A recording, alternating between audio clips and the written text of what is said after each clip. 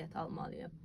Çünki evlilikdə, yəni ailədə məsuliyyət Yoldaşlarımızla paylaşılmalıdır. dediyin hər söz bizə təsir eləyir. Aha, Axı görməmişik, eşitməmişik. Eynən.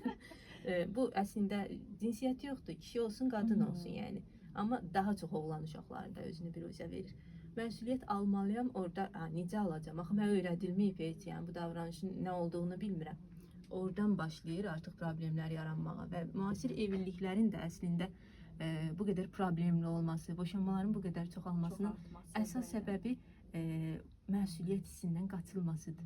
Məsuliyyət hissindən qaçıldığı üçün problem davranışlar orada başlayır və ailə qopmağa başlayır. Axı bir nəfər, ya qadın olsun, kişi olsun, bir nəfər ailənin yükünü tək başına nə qədər daşıyacaq? Daşısa belə bir yerdə tükənəcək və dur deyəcək. Təbii ki, yorulacağıq biz də. İndi gələk uşaqlara məsuliyyət hissinin verilməsi. Baxın, bəzən seanslarda görürük, uşaq gəlir, məktəb yaşındadır, məktəblidir. Ana onu yedirir, ana onu geyindirir. Bütün davranışları ana onun yerinə edir. Bizdə valideynlər düşünürlər ki, məsələn, uşaq oldu, təbii ki, körpə uşağın hər işini ana görəcəkdir, onun öz baxımı yoxdur. Düşünürlər ki, uşaq 1 yaşdan sonra bunu öz-özünə öyrənəcəkdir.